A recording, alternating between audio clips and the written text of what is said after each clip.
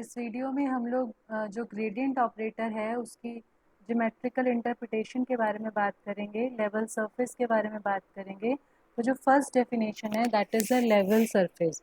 सो suppose phi जो है एक स्केलर फंक्शन है थ्री वेरिएबल्स का एक्स वाई जेड। सो अगर हम ऐसे लिखते हैं कि phi x Y Z is equal to C is some constant here, then that surface is known as the level surface. Surface जो है वो किसी भी शेप का हो सकता है। तो अगर सी जो है वह यहाँ पे आर्बिट्ररी कांस्टेंट है, तो that constitute a family of level surface in three dimensional space. तो जो कोई भी स्केलर फंक्शन है, थ्री वेरिएबल्स का फंक्शन है, अगर हम उसे इक्वल टू सी लिख देते हैं तो वो हमारे पास क्या बन जाता है, लेवल सरफेस बन जाता है। नेक्स्ट जो हमारे पास है, अगर हमारे पास फाई एक्स वाई जेड जो है वो स्केलर फील्ड है over a region R, then through any point there passes one and only one level surface. So हमें ये बोला जा रहा है कि अगर हमारे पास फाई एक्स वाई जेड कोई स्केलर फील्ड है तो किसी रीजन के किसी पॉइंट के कॉरस्पॉन्डिंग सिर्फ एक ही लेवल सरफेस पास करेगा। सो हम लोगों ने माना कि दो लेवल सरफेस जो है वो एक पॉइंट से पास कर रहे हैं, तो पॉइंट जो है वो सरफेस को क्या करेगा, सेटिस्फाई करेगा। तो अगर हम लोग एक्स वाई जेड की जगह पॉइंट पुट करें तो वो फर्स्ट सरफेस को भी सेटिस्फाई कर रहा है और सेकेंड सरफेस को भी सेटिस्फाई कर रहे हैं। But in the scalar field that has a unique value at X Y Z, values जो है वो लेफ्ट हैंड साइड जो है वो दोनों की सेम है, तो राइट हैंड साइड भी क्या होगी, सेम होगी। हालांकि ये थ्योरम जो है वो आगे इतनी ज़्यादा यूज़ नहीं है, जस्ट एक रिजल्ट हम लोग ध्यान रख सकते हैं कि अगर हमारे पास कोई स्केलर फील्ड है ओवर द रीजन आर, सो एक पॉइंट से सिर्फ एक ही लेवल सरफेस जो है वो पास करेगा। ऑब्वियसली अगर सी जो है यहाँ पे कांस्टेंट है, मान लो मैंने बोला phi X Y Z is equal to 5, तो ऐसा एक ही सरफेस होगा जो उस कंडीशन को सेटिस्फाई करेगा। अगर हम 5 की जगह 6 कर देंगे तो कोई और लेवल सरफेस हमें मिल जाएगा। नेक्स्ट जो इम्पोर्टेंट टॉपिक है that is geometrical interpretation of gradient phi. Geometrically gradient phi क्या रिप्रेजेंट करता है, gradient phi represent normal to the surface where C is a constant. तो जो हमारे पास ग्रेडियंट है वो सरफेस के नॉर्मल को क्या करता है, रिप्रेजेंट करता है। अब नॉर्मल क्या होता है, मान लो हमारे पास कोई सरफेस है, उस सरफेस का हम लोग टेंजेंट ड्रॉ करते हैं, तो जो लाइन टेंजेंट के परपेंडिकुलर होती है उस लाइन को हम लोग क्या बोलते हैं, नॉर्मल बोलते हैं। ठीक है, तो टेंजेंट के परपेंडिकुलर लाइन को हम लोग नॉर्मल बोलते हैं। अब इसकी डेरिवेशन नहीं, आज अभी हम न्यूमेरिकल्स की बात कर रहे हैं इस वीडियो में। तो जो ग्रेडियंट ऑफ फाई है वो हमारे पास नॉर्मल टू द सरफेस को रिप्रेजेंट करता है। दैट मीन्स एक ऐसी लाइन को रिप्रेजेंट करता है जो टेंजेंट के क्या हो, परपेंडिकुलर हो। नेक्स्ट जो है that is the directional derivative of the scalar point function. Directional derivative of scalar point function, derivative जो हम लोगों ने सीखे हैं वो पहले भी सीखे हैं। डायरेक्शनल डेरिवेटिव जो होगा वो भी हमारा ग्रेडियंट के कॉरस्पॉन्डिंग जो है वो काम करता है। तो इसकी भी एक डेरिवेशन है, directional derivative of scalar field in a direction of vector A is given by del phi dot A cap. तो जो ग्रेडियंट है अगर हम उसे डॉट ए कैप कर देते हैं तो वो डायरेक्शनल डेरिवेटिव हो जाएगा, मतलब derivative in the direction of A vector. अभी हम लोग न्यूमेरिकल्स करेंगे, उससे हमें ज़्यादा टर्म्स क्लियर होंगी। पहले हम इस वीडियो में न्यूमेरिकल्स को ही कवर कर रहे हैं क्योंकि आर्टिकल्स जो हैं वो इतने ज़्यादा पेपर पॉइंट ऑफ व्यू से इंपॉर्टेंट नहीं है। सो नेक्स्ट जो हमारे पास है this one, gradient of phi is a vector in the direction of which maximum value of d phi by d s जो है वो अकर करती है। अभी हम लोगों ने चेक किया डायरेक्शनल डेरिवेटिव को हम इस फॉर्म में रिप्रेजेंट करते हैं। तो ग्रेडियंट फाई की एक और एप्लीकेशन बोली जा रही है कि ग्रेडियंट ऑफ फाई जो है उस डायरेक्शन में इस वेक्टर इस जो वैल्यू है ये d phi by d s, ये क्या होगी, इसकी मैक्सिमम वैल्यू होगी।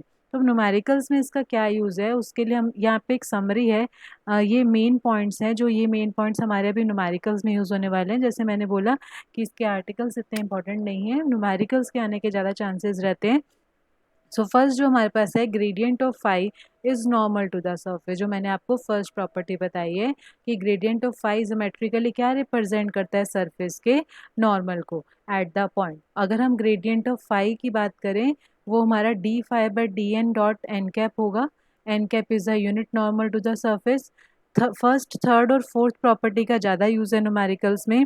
डायरेक्शनल डेरिवेटिव मैंने आपसे डिस्कस किया, del phi dot A cap, and maximum value जो है डायरेक्शनल डेरिवेटिव की वो किस डायरेक्शन में अकर करती है, ग्रेडियंट ऑफ फाई। सो आगे जाने से पहले मैं एक बार बता देती हूँ कि जो डायरेक्शनल डेरिवेटिव है या जो हम gradient phi is normal to the surface की बात कर रहे हैं वो किस तरह से हम लोग चेक कर सकते हैं। तो मैं यहाँ पे एक बार इसे ड्रॉ करके दिखा रही हूँ। सपोज हम लोग कोई कर्व ले रहे हैं यहाँ पे इस तरह से। ये कर्व है 3 डायमेंशन में, बेसिकली यहाँ पे तो हम 2D में बना सकते हैं। 3 डायमेंशन में अगर हम कोई कर्व ले रहे हैं उस पे हम मान लो कि ये पॉइंट है, इस पॉइंट से हम लोग क्या करते हैं, एक टेंजेंट ड्रॉ करते हैं। तो टेंजेंट के परपेंडिकुलर लाइन जो होती है वो हमारे पास क्या होता है, नॉर्मल होता है। तो टेंजेंट की जो परपेंडिकुलर लाइन है this is normal.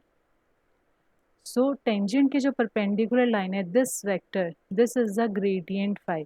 Gradient phi जो है that represent at any point the normal to the surface. Gradient of phi जो है, मान लो कि हम अगर कोई पॉइंट चेंज करेंगे तो उस पॉइंट पे पहले हम लोग क्या करेंगे, हम पहले उस पर भी टेंजेंट ड्रॉ करेंगे और टेंजेंट के परपेंडिकुलर लाइन लेंगे। तो ये हमारा इस पॉइंट का क्या हो जाएगा, ग्रेडियंट फाई। तो ग्रेडियंट फाई जो है वो basically normal to the surface को रिप्रेजेंट करता है। दूसरी बात हम लोगों ने डायरेक्शनल डेरिवेटिव की है, अभी जो हमने पॉइंट्स डिस्कस किए हैं, जो हमने समरी में चेक करें। Directional derivative, derivative in some particular direction की, मान लो हमें एक सरफेस गिवन है और हमें डेरिवेटिव सपोज इस पर्टिकुलर डायरेक्शन में लेना है। सपोज हमें यहाँ पे ये हमने ए वेक्टर से रिप्रेजेंट किया, तो ए वेक्टर की डायरेक्शन में इस पॉइंट पे मुझे क्या लेना है, डायरेक्शनल डेरिवेटिव। तो उसका जो फॉर्मूला है, हमने पहले इसका जो ग्रेडियंट फाई हम लोग निकालेंगे, मीन सरफेस का जो नॉर्मल है दिस वन, ये टेंजेंट हो गया, ये हमारा ग्रेडियंट है, दिस इज डेल फाई। हम लोग अगर del phi dot A cap कर देंगे तो वो हमारे पास क्या आ जाएगा, डायरेक्शनल डेरिवेटिव। हम इसके आगे फर्दर न्यूमेरिकल्स पे चलते हैं।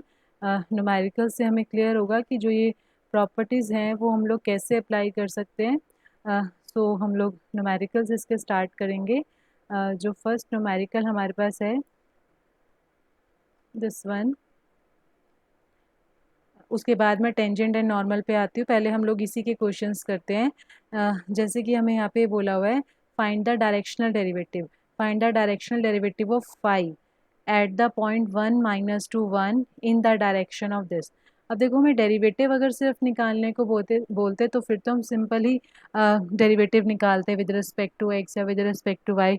हम लोगों को डायरेक्शनल डेरिवेटिव बोला जा रहा है, मतलब एक पर्टिकुलर डायरेक्शन में डायरेक्शनल डेरिवेटिव निकालने को बोला जा रहा है, जैसे कि मैंने भी एक्सप्लेन भी किया डायग्राम से। Eight the point 1 - 2 1 in the direction of this, तो ये इस डायरेक्शन में निकालना है हमें डेरिवेटिव। तो ये हमारा ए वेक्टर बन जाएगा। तो मैंने ए वेक्टर को ए कैप में चेंज किया। ए कैप मतलब मैंने ए वेक्टर का यूनिट वेक्टर बनाया, ए वेक्टर अपॉन में मैग्नीट्यूड ऑफ ए।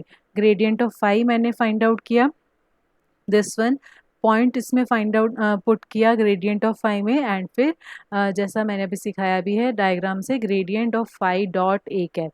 तो gradient of phi dot A cap ले लेंगे तो that will represent directional derivative in the direction of A vector.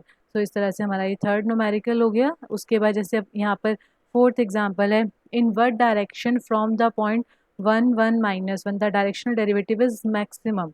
तो अगर ये आ जाए कि डायरेक्शनल डेरिवेटिव किस डायरेक्शन में मैक्सिमम होगा, तो that will be maximum in the direction of gradient phi. यहाँ पे भी हमें क्या करना है, ग्रेडियंट फाई निकालना है इस सरफेस का, उसमें पॉइंट पुट करना है। तो हमने लिखना है कि इस डायरेक्शन में जो ग्रेडियंट फाई का आंसर आएगा, इस डायरेक्शन में डायरेक्शनल डेरिवेटिव हमारा मैक्सिमम होगा, और मैक्सिमम वैल्यू क्या होगी डायरेक्शनल डेरिवेटिव की, जो कि हमारे पास क्या हो जाएगा, इसका मैग्नीट्यूड हो जाएगा। नेक्स्ट क्वेश्चन भी जस्ट एक पूछने का तरीका यहाँ पे चेंज कर दिया, what is the greatest rate of increase. हमें पता है कि जो डेरिवेटिव है वो रेट ऑफ चेंज को रिप्रेजेंट करता है। तो ग्रेटेस्ट रेट ऑफ चेंज और ग्रेटेस्ट रेट ऑफ इंक्रीज पूछा जा रहा है, तो इसका मतलब इस क्वेश्चन में भी हमें क्या करना है, हमें ये जो सरफेस गिवन है level surface u is equal to XYZ², इस सरफेस का हमें बेसिकली क्या लेना है, ग्रेडियंट लेना है, एंड इस ग्रेडियंट में हमने 103 पॉइंट पुट करना है। तो जो वैल्यू आएगी that will be the greatest rate of increase.